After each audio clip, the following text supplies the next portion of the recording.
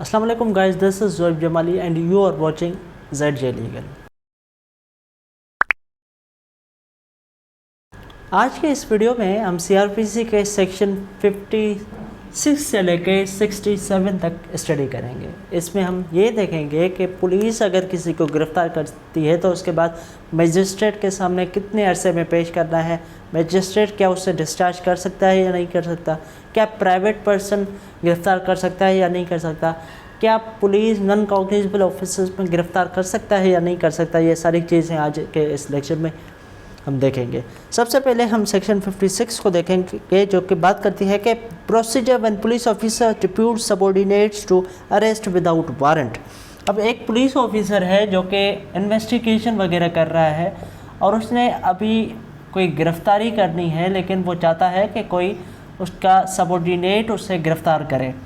तो फिर वो क्या करेगा कि ऑर्डर करेगा, एक ऑर्डर पास करेगा राइटिंग में, और उसमें उसके तहत इस सबऑर्डिनेट को ऑर्डर करेगा कि इसे गिरफ़्तार करे।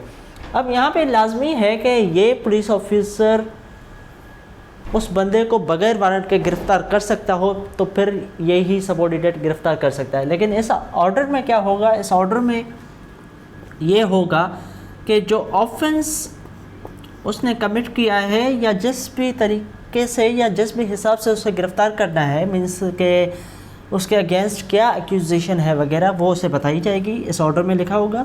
सेकंड, किसे गिरफ़्तार करना है उसका नाम वगैरह लिखा होगा।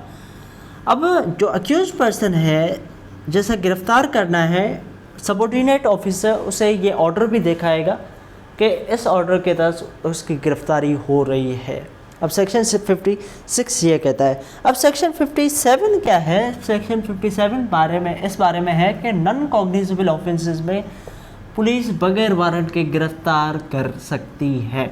अब वैसे तो नॉन कॉग्निजेबल ऑफेंसेस में क्या है, आपको पता है कि नॉन कॉग्निजेबल ऑफेंसेस वो ऑफेंसेस होते हैं जिसमें पुलिस को ज़रूरत पड़ती है वारंट की, कि वो वारंट के बगैर गिरफ़्तार नहीं कर सकते अक्यूज को नॉन कॉग्निजेबल ऑफेंसेस में। लेकिन 57 सेक्शन एक ऐसी सिचुएशन बताती है जिसमें पुलिस बगैर वारंट के भी गिरफ़्तार कर सकती है नॉन कॉग्निजेबल ऑफेंसेस में। वो ये है कि नॉन कॉग्निजेबल ऑफेंस का जो अक्यूज्ड है वो पुलिस को अपना पता नहीं बता रही, अपना नाम और जो रेजिडेंस है वो नहीं बता रही है, तो पुलिस फिर क्या कर सकती है, ये इस अक्यूज़ को गिरफ़्तार कर सकती है। या फॉर सपोज अक्यूज़ जो नाम बता रहा है वो पुलिस समझती है कि ये नाम या पता जो बता रहा है ये गलत बता रहा है, तो फिर पुलिस इसे गिरफ़्तार कर सकती है। और जब पुलिस को पता चल जाए इसका असल नाम और असल पता, तो फिर पुलिस क्या कर सकती है कि इसे अब बॉन्ड एग्जीक्यूट करा के छोड़ सकती है। और अगर 24 आवर्स गुजर जाएं और पुलिस को इसका नाम वगैरह ना पता चल सके तो पुलिस क्या करेगी, इस ऑर्डर इस अक्यूज़ को मैजिस्ट्रेट के सामने पेश करेगी। ठीक है, अब मैजिस्ट्रेट के सामने इसे पेश करेगी। अब इसके बाद हमारे पास सेक्शन 58 है, pursuit of orbiter into other jurisdictions. अब एक ये है कि ये एक PS है, police station A for suppose.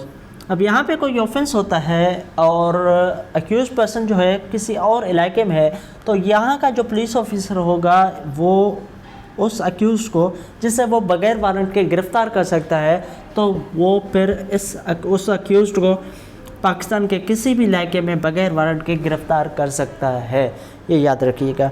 अब इसके बाद हमारे पास सेक्शन 59 है, जो कि बात करती है कि arrest by private persons and procedure on such arrest. अब सेक्शन 59 में ये है कि प्राइवेट पर्सन, जो सिविल पर्सनस हैं, जो कि पुलिस ऑफिसर्स नहीं हैं, सिविल सोसाइटी वगैरह के मेंबर्स हैं, तो फिर वो भी गिरफ़्तार कर सकते हैं। किनको गिरफ़्तार कर सकते हैं? ऐसे अक्यूज़ को जिन्होंने नॉन बेलेबल और कॉग्निजेबल ऑफेंस कमिट किया है, non bailable and cognizable offence commit किया है, या जो वो प्रोक्लेम्ड ऑफेंडर हैं। अब प्रोक्लेम्ड ऑफेंडर हैं तो फिर जो वो प्राइवेट पर्सन है इनको गिरफ़्तार कर सकते हैं। एक तो प्रोक्लेम्ड ऑफेंडर को, और उसके अलावा कोई ऐसा अक्यूज जिसने cognizable offence and non bailable offence commit किया है, तो सिविल जो पर्सन होगा या प्राइवेट पर्सन वो इनको गिरफ़्तार कर सकता है। अब वो क्या प्रोसीजर अपनाएगा, वो तो एक तो ये करेगा कि इन जो अक्यूज़ पर्सन हैं जिनको ने गिरफ़्तार किया है वो पुलिस के हवाले कर देगा। अब पुलिस ऑफिसर वहाँ पे मौजूद नहीं है तो फिर पुलिस का जो नियरेस्ट पुलिस स्टेशन होगा वहाँ पे उसको भेज देगा, मीन्स के उसे ले जाएगा पुलिस स्टेशन पे। अब पुलिस स्टेशन वाले क्या करेंगे, पुलिस क्या करेगी कि वो अगर समझती है कि ये जो अक्यूज़ है वो सेक्शन 54 के तहत बगैर वारंट के गिरफ़्तार हो सकता है तो फिर पुलिस इसे री अरेस्ट कर देगी, ठीक है। लेकिन अगर नहीं हो सकता, फिर फॉर सपोज उसने कोई नन कॉग्निजेबल ऑफेंस कमिट किया है, पुलिस समझती है, तो फिर पुलिस उसे छोड़ देगी। लेकिन अगर सिचुएशन 57 की आ रही है कि पुलिस समझती है कि इसने नॉन कॉग्निजेबल ऑफेंस किया है लेकिन वो नाम अपना वगैरह नहीं बता रहा, तो फिर सेक्शन 57 की तरह उसे के साथ डील किया जाएगा। अब इसके बाद हमारे पास सेक्शन 60 है और सेक्शन 60 हमें ये बताती है कि जो भी अरेस्टेड पर्सन है उसको मजिस्ट्रेट के सामने पेश करना है। Person arrested to be taken before magistrate और officer in charge of the police station.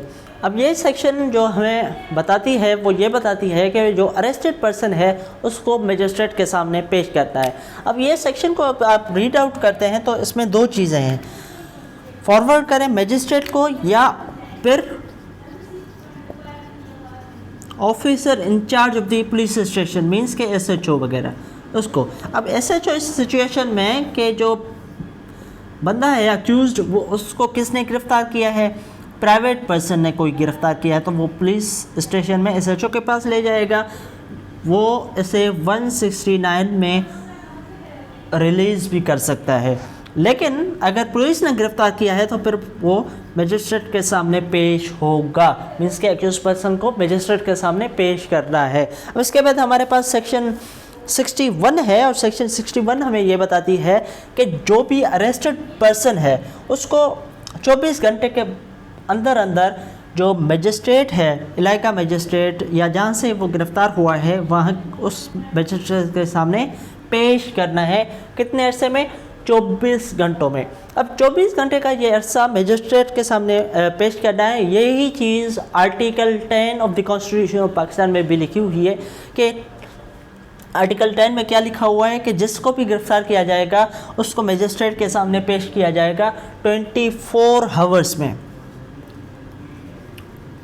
अब एक तो ये आर्टिकल 10 में भी लिखा हुआ है, सेक्शन 61 ऑफ CRPC में भी लिखा हुआ है। अब इसके अलावा जो क्रिमिनल कोड्स के रूल्स हैं, सिंध क्रिमिनल कोड रूल्स 2012, उसमें भी ये लिखा हुआ है और उसमें ये लिखा हुआ है कि जो मजिस्ट्रेट के सामने वो पेश किया जाएगा वो 24 आवर्स के अंदर अंदर पेश करना है। अब मजिस्ट्रेट क्या कर सकता है, ये चीज़ें मैं आपको बताता हूँ कि मजिस्ट्रेट क्या करेगा। मजिस्ट्रेट ये कर सकता है कि एक मिनट, अब मजिस्ट्रेट क्या कर सकता है, जिस अक्यूज पर्सन को मजिस्ट्रेट के सामने पेश किया गया है, अब मजिस्ट्रेट क्या करेगा, सबसे पहले अब सिंध क्रिमिनल कोड रूल्स 2012 में यह कहा गया है कि मजिस्ट्रेट उससे क्वेश्चन करेगा। क्वेश्चन ये करेगा कि कब उसे गिरफ़्तार किया गया है।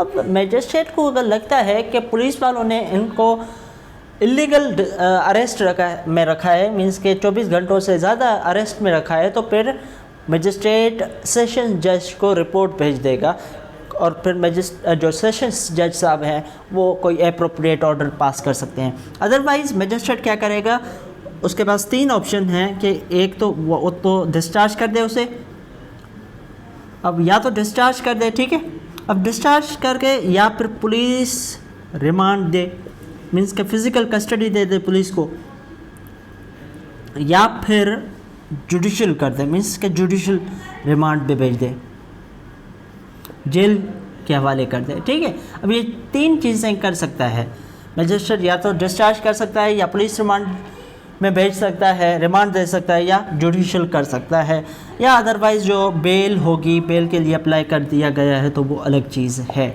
ठीक है। अब यहाँ पे एक और चीज़ भी आपको मैंने बतानी है और वे ये है कि अगर फॉर सपोज़ अक्यूज पर्सन अब एफआईआर रजिस्टर हुआ है फॉर सपोज कोयटा में। अब कोयटा में एफआईआर रजिस्टर हुआ है और जो बंदा है वो गिरफ्तार हुआ है किसी और इलाके में, या फॉर सपोज एग्जांपल लेते हैं कि वो गिरफ्तार हुआ है लाहौर में। अब पुलिस वालों क्या करेंगे, पुलिस वाले लाहौर का जो मजिस्ट्रेट होगा, इलाका मजिस्ट्रेट, वहाँ ले जाएंगे और वो मजिस्ट्रेट क्या करेगा, उससे ट्रांसिट रिमांड लेंगे। ट्रांसिट रिमांड हम इसे कहते हैं कि 86 CRPC का जो सेक्शन है उसके तहत लिया जाता है ट्रांसिट रिमांड, मीन्स के ट्रैवलिंग रिमांड। अब वहाँ से ट्रांसिट रिमांड लेंगे और वो मजिस्ट्रेट डायरेक्ट करेगा पुलिस को कि इस अक्यूज पर्सन को अपने जिस मजिस्ट्रेट के पास जुरिसडिक्शन है वहाँ ले जाया जाए, वहाँ प्रोड्यूस किया जाए। फिर वो पुलिस वाले वो इस अक्यूज को लेके कोयटा के मजिस्ट्रेट के सामने पेश करेंगे। अब सेक्शन 62 जो है, सेक्शन 62 बात करती है कि जो पुलिस अरेस्ट वगैरह करती है वो रिपोर्ट करेगी ज़िला नाज़िम वगैरह के पास, ठीक है। अब हमारे पास जो सेक्शन अगला है वो है सेक्शन 63 जो कि बात करती है डिस्चार्ज के बारे में। अब फॉर सपोज किसी को गिरफ्तार किया गया है तो मजिस्ट्रेट उसे डिस्चार्ज का ऑर्डर पास कर सकता है।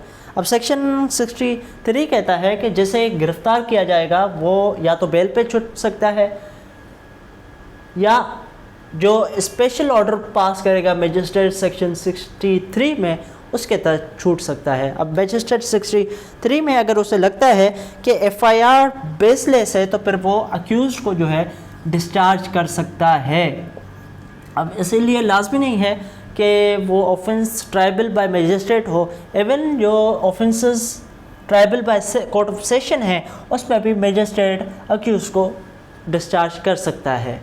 अब सेक्शन 63 जो डिस्चार्ज ऑफ अक्यूज्ड है, इस हवाले से डिफरेंट केस लॉज भी मौजूद हैं, उनको कभी किसी और लेक्चर में डिस्कस करेंगे। आज के इस लेक्चर में सिर्फ़ और सिर्फ जो ऊपर से हम देख रहे हैं चीज़ों को। अब हमारे पास सेक्शन 64 है और सेक्शन 64 का जो टाइटल है वो ये है कि offence committed in magistrates presence. ये सेक्शन कहता है कि कोई ऐसा ऑफेंस जो कि मजिस्ट्रेट के प्रेजेंस में अगर कमिट होता है तो फिर मजिस्ट्रेट या तो खुद गिरफ्तार कर सकते हैं उस अक्यूज पर्सन को या किसी और पर्सन को ऑर्डर कर सकते हैं कि उस अक्यूज को गिरफ्तार किया जाए, subject to the bail provisions. Bail वगैरह के प्रोविजंस, अगर उसे बेल दी जा सकती है तो बेल दिया जाएगा, अदरवाइज़ वो कस्टडी में चला जाएगा। अब उसके बाद हमारे पास सेक्शन 65 है और सेक्शन 65 में यह है कि अरेस्ट बाय और इन प्रेजेंस ऑफ मजिस्ट्रेट। कोई ऑफेंस कमिट हो गया है और जिसका मजिस्ट्रेट मजाज रखता है कि वहाँ पे वारंट इशू हो सकता है तो फिर वो पुलिस को डायरेक्ट कर सकता है कि इस अक्यूज पर्सन को गिरफ्तार करें, या फिर वो बजाते खुद भी गिरफ्तार कर सकते हैं। अब हमारे पास सेक्शन 66 है। सेक्शन 66 का टाइटल ये है कि power on escape to pursue and retake. एक पर्सन, एक अक्यूज पर्सन जो कि पुलिस की कस्टडी में है और वहाँ से वो उसे रेस्क्यू किया जाता है या वो वहाँ से भाग जाता है तो पुलिस के पास ये इख्तियार है कि पुलिस उसे रीटेक कर सकता है, मीन्स के री अरेस्ट कर सकता है पाकिस्तान के किसी भी इलाके से। और सेक्शन 67 कहता है कि provisions of section 47, 48 and 49 to apply to the arrest under section 68। It means कि पुलिस जब उसे री अरेस्ट करेगी तो सेक्शन 48 और 49 और 47 के जो प्रोविजंस हैं वो वहाँ पे एप्लीकेबल हो जाएंगे। सेक्शन 48 वगैरह में क्या था, सेक्शन 48 वगैरह में ये था कि पुलिस कैसे गिरफ्तार करेगी, अरेस्ट कैसे किया जाएगा वगैरह के बारे में। तो वो ही प्रोविजंस अगर पुलिस कोई भाग गया है तो उसे रीटेक कर रही है या री अरेस्ट कर रही है तो इसमें भी अप्लाई होंगे। अब यहाँ पे इस लेक्चर का इख्तिताम करते हैं, नेक्स्ट लेक्चर में मुलाकात होती है, तब तक के लिए हाफ़िज़।